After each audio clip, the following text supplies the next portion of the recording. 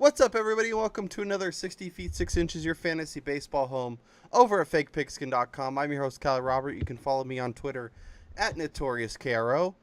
With me today, Ben Rolfe. Ben, we got a little more room in here. If you missed it earlier, Damian Dabrowski was on with us talking elite options at shortstop. Now we're going to be talking kind of the lower tier guys that could challenge for the elite, guys that could fill your middle infield slot, all that good stuff. How you doing, Ben?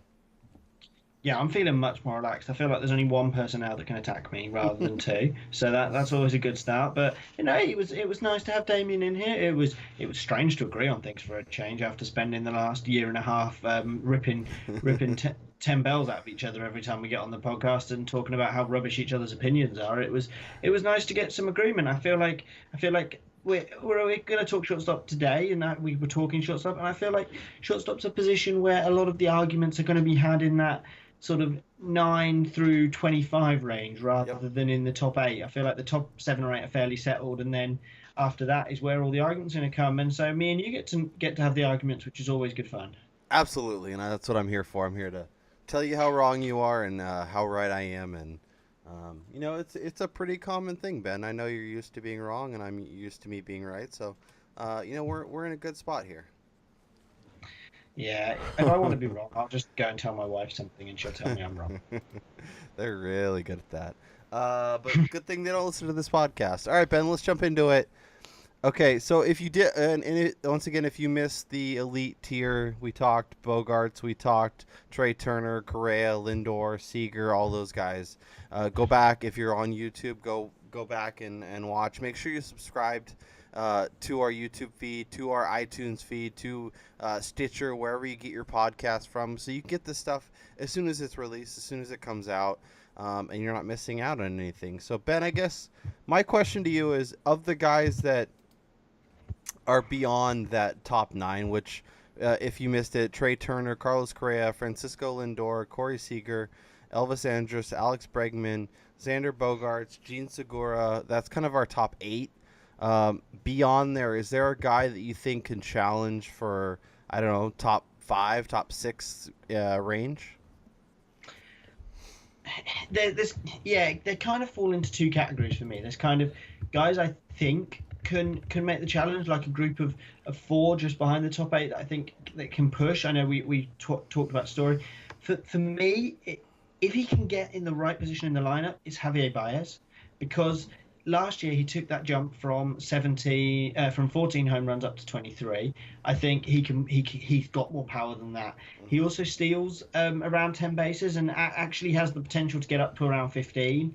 And average wise, I don't know. We saw his average at 289 in his sort of first appearance and thought, well, he hit 169 in his very first appearance, but I'm talking the 2015 where he hit 289, and then ever since he's hit 273. And I think the projections are a bit harsh on him this year, because people are projecting him sort of 260, 250 something. Well, he's hit 273 the last 2 years with similar-ish numbers. I mean, there was a little bit of, like, the BABIP's always been around the right region, but the concern for Baez is the fact that he's always projected to bat at the bottom of that lineup, and Mm-hmm. it would be so great if he could get himself in where currently Albert Amora is slated to bat at number one. If Javier Baez batted there, I mean, he could legitimately be a top five shortstop with, don't know, 20 home runs. Like, I mean, he had 75 runs and 75 RBIs last year, batting continuously in the bottom third of the order. So you imagine what he could do if he batted at the top of that order. I mean, legitimately 100 runs would be on the cards if he batted at the top of that lineup. And I think he could get the 15 steals. So I think they'd let him run a little bit more. So that's the guy that, if the situation fell right, if injuries or something opened up the opportunity, or Almora struggling open up the opportunity, he's the guy I'd really like to see step in and fill the breach. Ben, you said we were going to be doing more disagreeing on this podcast, and we're not starting now because I'm 100% with you. I love Javier Baez. The question really does come down to plate appearances. 450 2 years ago, 500 last year. If he can get like 600, which I may be aggressive, I think he could be awesome. I'm kind of looking at what Rougned Odor has done the past couple of years, where he hit 30 home runs and around 15 steals. with a 260, 270 average. Like if that is if Javier Baez does that, I think he's absolutely in the top five conversation. And he'll drive in some runs. He'll obviously score runs, and like you mentioned, if he can hit a little higher in the lineup, I think he'll be um, a guy that really outperforms his ADP. So he's one of my favorite options. Beyond there is so. Of the other guys, in kind of your group with Marcus Semien, Orlando Arcia, Tim Anderson, and Paul DeYoung, Jorge Polanco, is there a guy kind of in that group that stands out among the rest for you? Yeah, I'm coming round on Paul De Jong. I mean, we touched on him when we had Damien on the podcast because Damien actually has him at 12th overall, but he has him over Marwin Gonzalez. I have Gonzalez as my 12th, or with Didi in my top 12, and then I have Paul De Jong just outside around 15, 16. He's a guy that initially I underrated Paul De Jong because I looked at him and thought that what he did last year, I thought my projections were based off a very short sample size. And actually, he played a lot of games last year. And I feel like he is going to play a lot of games this year. And I think the 25 home runs he hit last year are kind of what we can expect as a floor this year. I think he's going to play 125 plus games. And I think he can hit a home run in one in every 5 games. And I think that's more than possible for him.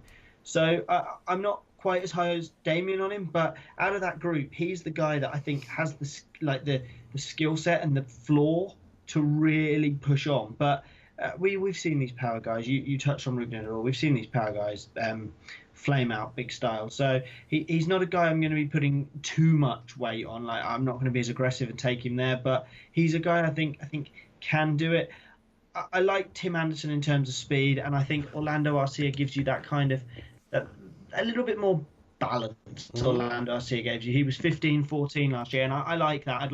I think if he can take that balance and go to the next level and take that to, I don't know, say 2020, get a better batting lineup spot and hit. Maybe he could go up if Yelich has an injury or Kane has an injury. He could go up to 1-2 in the lineup, and we could get closer to 100 runs and a combined say 150 runs in RBI. But he's a guy with a real potential. But unfortunately, he's just in a situation where he's going to struggle to get a lineup spot that allows him to really push on, which is why I think it's more likely to be De Jong than it is to be Orlando Arcia, no matter how much I like him. Yeah, and Arcia is the guy that stood out for me. He's the guy that, like you mentioned, is going to be hitting seventh currently. So that is a bit of a challenge, but, he has that 2020 potential. He can score some runs. He can drive some runs in. I think it'll be interesting to see kind of how this lineup turns over, and knowing that Arcia could be on base when Yelich and Kane come up and have some real RBI opportunities for those guys, which means that Arcia could be scoring a lot more runs. So, while he's hitting a little lower, I think 550 at bats is plenty.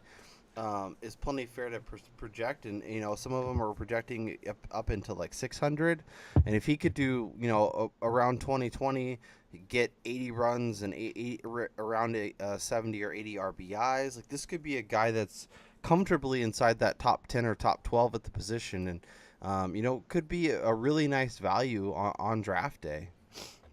Is there any of the guys that are kind of in this group that you're just avoiding completely, that either scare you because of potential or scare you because of the unknown? I feel like I've been burned by Marcus Semien in the past, and I like that in just half a season last year he stole 12 bases. I think that's really promising for what we might see this year. But I don't know, he's not very good at playing defense, which kind of worries me a little bit in itself, because if you're not very good at playing defense, your spot is always going to be in danger. And I don't know the Oakland roster well enough to know whether or not there's anybody coming up that could even challenge him for that spot. But it's always a concern when you make as many mistakes as he does. It's interesting that they've got him slated to bat at the top of the lineup, but he's perhaps a guy I'm going to be concerned about just because he's one of these guys that's got average with a lot of floor. In fact, I'm just looking, and they've got Franklin Barredo as their shortstop in AAA. Of course they have. And so Simeon's a guy I'm definitely avoiding, because if he has a slump or if he doesn't play the position very well, you could very quickly see him being replaced by Barredo, and there's no room for him to go in anywhere else in that infield, because they've got Matt Olson at first base, they're going to play Chapman at third base, and they're going to have Jed Lowry at second base. So Marcus Simeon could end up being the odd man out, and so he's a guy with a lot of upside. He deserves to be in that tier, but he's the guy out of that tier I'm going to avoid. Didi Gregorious is a guy that kind of pops off the page to me for a little bit. And I wanted to kind of talk to you about him because, he got really hot over the second half and ended up finishing with really solid numbers. He had 25 homers, almost 90 RBI. But it was, and he's put back-to-back 20 home run seasons, well over 550 at-bats in both those years. But 2015, he only had 9 home runs. If his numbers drop into the, 270 average with 10 home runs and a couple steals and, ends up hitting a lot lower in the lineup because Stanton and Judge and Gary Sanchez and Greg Bird and all these guys are raking.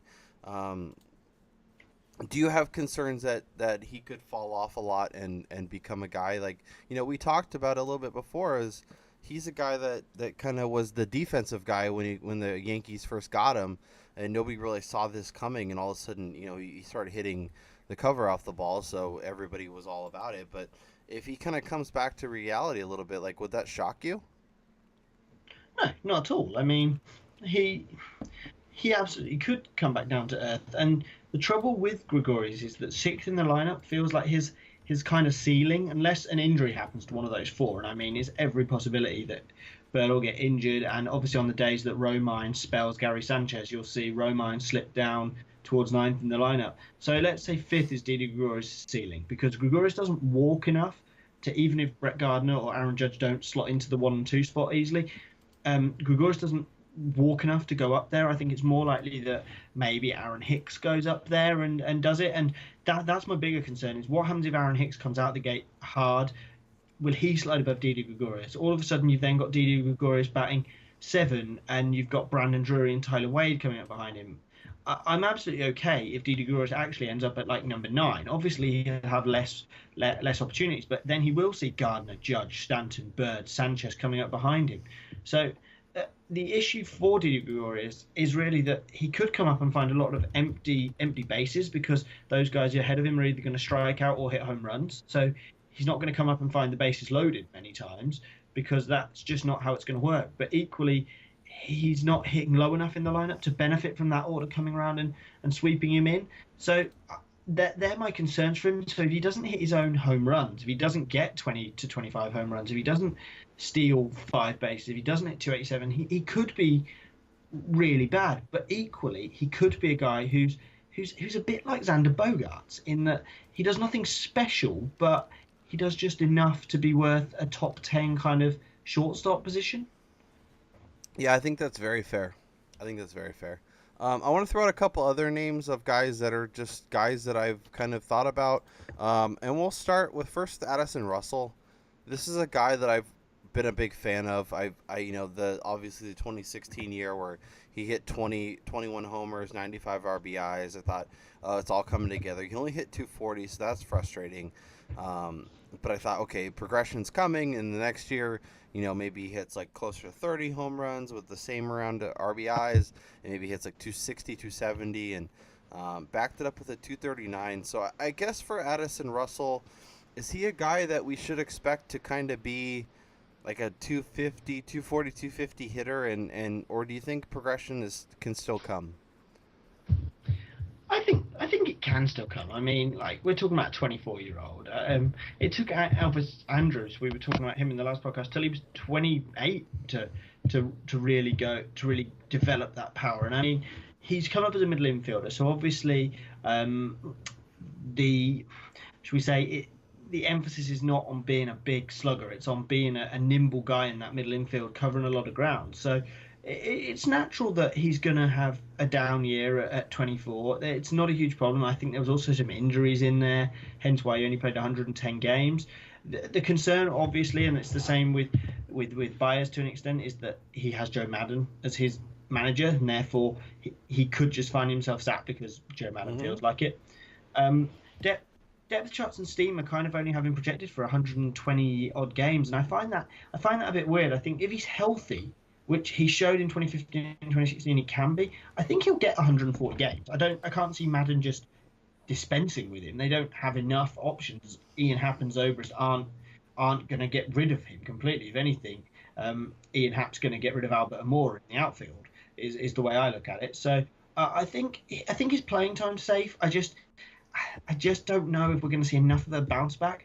But I did look earlier at his ADP, and it's not high. It's fairly pedestrian. And so if you think that Addison Russell can have that bounce back, then absolutely he's a guy to grab, even if you grab him as a second shortstop on the bench. Because if Addison Russell finally puts it all together, then what have you lost? I mean, I'm looking now. He's going 239 off the board, and that's with I think ESPN might be chucked in there. Yeah, ESPN, Yahoo, Fantrax, NFBC, and RT Sports are all in there on Fantasy Pros. So he's going down in the 240 region. So what's that? About the 20th round in a 12-team league. Yeah. He's the kind of guy. I think he was kept in my keeper league just because someone had given him a contract. If he was available in my keeper league, he'd be the kind of upside guy I'd be targeting at the end of drafts. That's kind of how I view him, and that's why he sits in amongst that kind of group that can do it, if that makes sense. Yeah, no, and I'm looking at kind of where he is on NFBC's ADP, and he's with Marcus Semien, he's with Almada Rosario, he's with Tim Beckham. Like, I'd much rather have Russell than all those guys, and he's perfect guy that if you draft him and he sucks and he's not getting the playing time you expected, he's easy enough where you can cut him and pick up another one of those guys in that tier, or even like we're gonna get to some safer guys like Brandon Crawford and Ketel Marte and even Dansby Swanson. Like, you can find some options later that, you know, if he's not producing, can definitely be added. And if he pops off, and he's a guy that, you know, as shortstop 24 that could easily challenge for, you know, the top 10 and maybe even top 5 if everything comes together. Yeah, absolutely. I think he's a kind of guy I'd definitely be taking a gamble on, just because, like you say, you can go out and find those deeper options later on. I'm all for it later on. I agree with you. I'm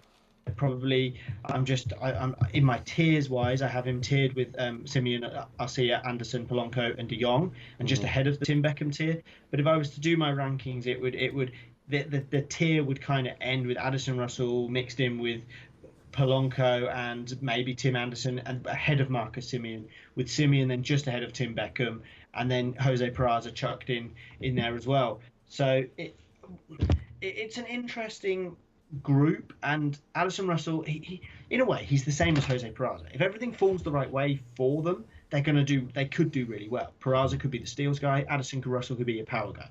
These are two guys to target late in drafts.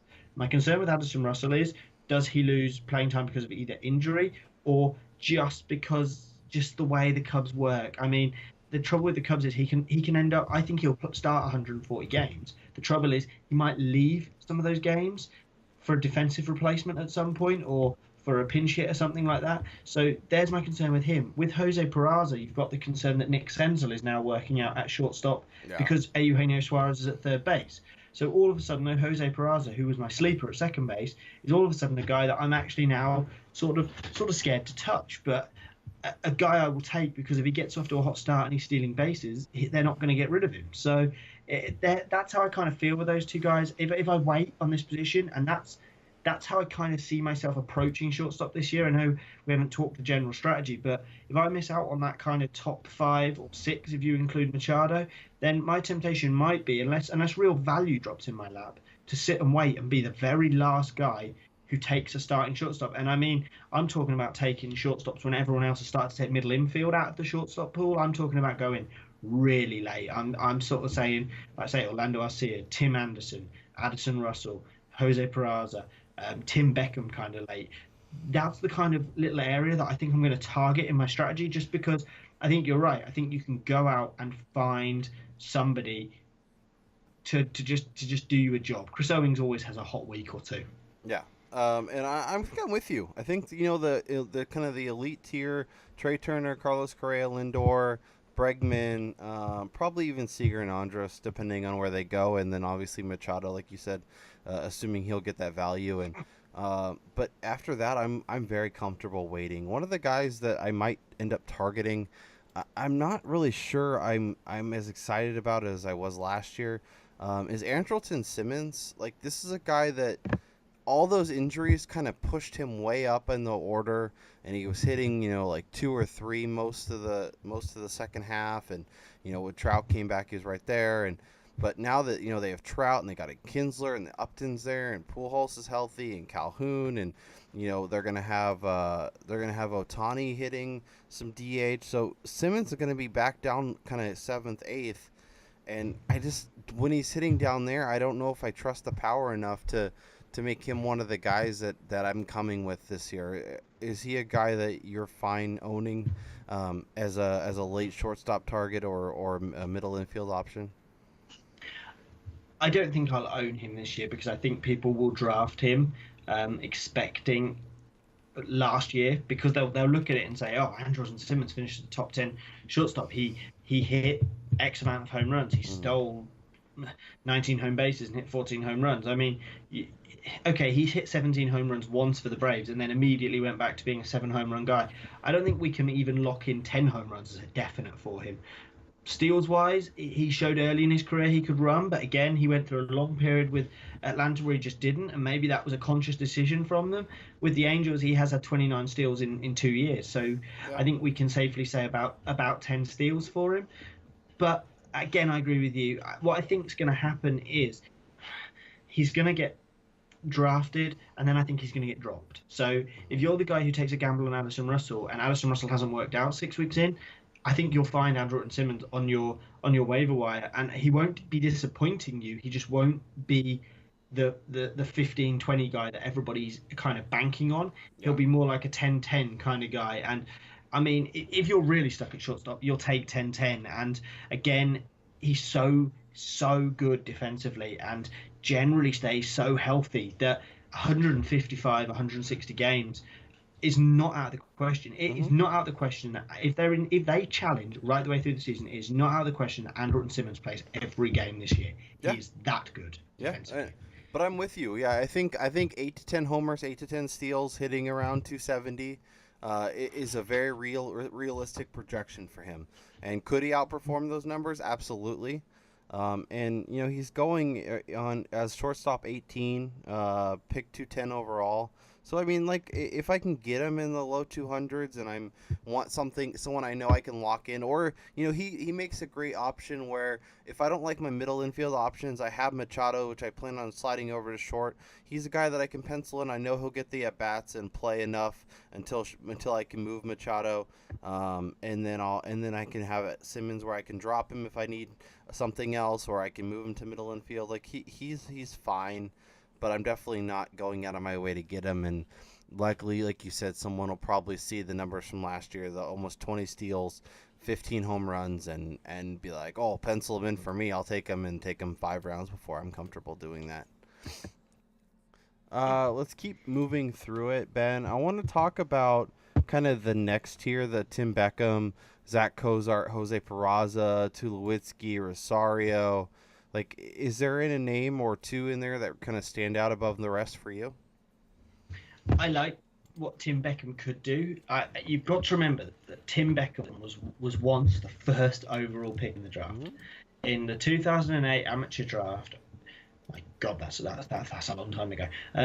He was the first overall pick 10 years ago in the draft, and he's taken a long time to get here. Initially, he moved quite nicely through the Rays minor league system, but as a guy that ran a bit, and then he got stuck. In 2013, he had a few games for the Rays. 2014 looks like it was probably an injury hit year because he spent time at a lot of the Rays different affiliates, and then 2015 he just never really got going. He hit 222. Last year he finally figured out who he is. He's now developed into a power hitter. and he hit 22 home runs last year. And I just looked; he hit 11 in each half of the year. So I haven't actually broke it down based on which team he hit them with, but all of a sudden he's gone from a bad hitter's park in Tampa Bay to a really nice hitter's park for a powerful leadoff guy, and I really like the fact that he's going to be leading off in at Baltimore with guys like Adam Jones, Trey Mancini, Manny Machado, Jonathan Scoop, maybe Chris Davis if he starts to get it back together, maybe Colby Rasmus. There's a lot of guys there that can drive in Tim Beckham, and if all he's got to do is get on base, and I mean he doesn't walk great, but he had a 328 on OBP, which is better than some of the other guys we've talked about at this position. He could be a guy that puts you up very close to 100 runs this year, and I think he can hit you 20 home runs. So that's really interesting to me. And if he can get you half a dozen steals as well, then brilliant. So if he's the Tim Beckham we saw last year, he could be really good. He is a guy that really excites me. Like I say, he's in that little group with Addison Russell that I'm going to target late in a draft. Do you worry with him hitting at the top of the order, though, that he might change his approach a little bit and maybe those 20, potentially 20, 25 home runs becomes like 12, and maybe he hits like 265 instead of 250, 260? Maybe he hits up, even maybe he hits up to closer, 270s or so like he did last year. But like, do you worry that he changes his approach a little bit and all of a sudden those homers take a dip, but maybe those runs and run total kind of comes up a little bit? Like, what are your thoughts there? There's a little bit of that, but I don't think Baltimore is shy of telling their guys to clear the fences. I mean, you've just got to look at Manny Machado last year. He was pretty terrible at times, but still the Baltimore guys kept encouraging him to try and clear the fences. At no point did anyone sort of say to Manny Machado, you know what, Manny, stop hitting the ball so hard and just focus on getting it in play. Like, I think Baltimore's the right place for him. I think it's a strange team because it's a real mix of young and old. Like, it's a team that if everything clicked offensively this year, could be a juggernaut because they've got that talent. And if Beckham's leading off for them, I agree, it could be right that he'll just be on base a lot more. But I think you'll see that 270, 280 average. You might see the power slip back to, let's say, 15. But the good news is that you'll be rewarded with him being on base and with Manny Machado and Jonathan Scoop driving him in. He's a guy I'm definitely investing in. And I mean, if I'm in a dynasty or keeper league and I can slip him in cheap under the radar this year in a trade, I'd go for it. If I can get an owner who bases on name value rather than looking at last year's performance and thinking Tim Beckham could repeat that, then I think he's a great guy to target, especially in keeping dynasty and especially at the late end of drafts. Yeah, no, I think that's very fair. Well, I want to throw Troy Tulowitzki's name out. Is this a guy that we're ready to move on from just kind of being an option really at all? Like, the talent's always been there. This is a guy that was supposed to be the next superstar, but just injuries and more injuries. He constantly plagued. Like, maybe because there is guys like Brandon Crawford and Zach Cozart and Andrelton Simmons, you don't hate taking a shot on him because we've seen it recently. 2016 he had 24 home runs, 80 RBI and hit 250. So like, is there anything about Tulo that you're gonna make sure you go out of your way to get him, or if he's there sitting there, you're gonna grab him?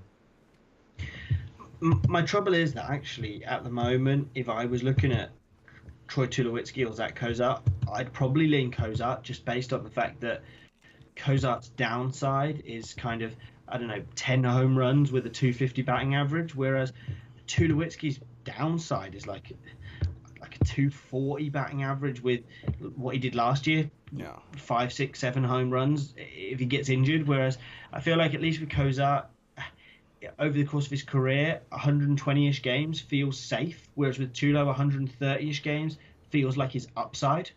So that's where I am with Tulowitzki at the moment. If I felt confident that I could go on the waiver wire and get a good everyday replacement for him when he's out, then 100% I would draft him. But I don't feel confident that you can get a guy that's going to give you good value, and therefore I don't feel like he's got the upside of an Addison Russell, Hmm. that would make me want to draft him and take that risk. But equally, he's going to fall below guys like Zach Kozar. He's going to he's going to be right just above that safe tier because there's enough upside there that I'd gamble on him at the end of a draft in a really deep league. But Yeah. there's no, and the park's good as well. Don't get me wrong. He's hitting in Toronto. That's a great park. So that is a massive bonus for him that he's hitting there. But I don't know. I don't think he's not the guy he once was, but I think name value will always see somebody consider him late in the draft, and that probably means he won't be out there on waiver wires. But if he gets hot, by all means, pick him up, have a crack. Yeah, the one thing I will say is like on NFBC, he's 33rd shortstop, 383rd player off the board. So, like, if you can get him that late, I think that's not a terrible shout. Now, in our leagues with more common people or people that are that I remember that name. He'll probably go about 15 or 20 spots higher. Yeah, probably. Yeah. You're going to find people. You are going to find people reaching for him in those less expert-driven Hmm. leagues, so to speak. In those leagues where people aren't living and breathing it, you're going to find people taking him. Yeah, 100%. Okay. Is there anybody else kind of in this tier? Ahmed Rosario, Peraza. We could even drop down and talk some more safe guys like Galvis or Asdrubal Cabrera, Brandon Crawford. Are any of these guys that you're especially excited about this season? As Drupal Cabrera's got potential just simply because he's at the moment penciled in to play number one in the Mets lineup, but I'm not confident. Freddie Galvis, I think it's interesting that he's moved to San Diego, and the addition of Hosmer there is a bonus. Brandon Crawford, I think it's hilarious. Like Brandon Crawford, you don't think that long ago of him being a top 10 shortstop, but what he does now is just so unspecial, really. Yeah.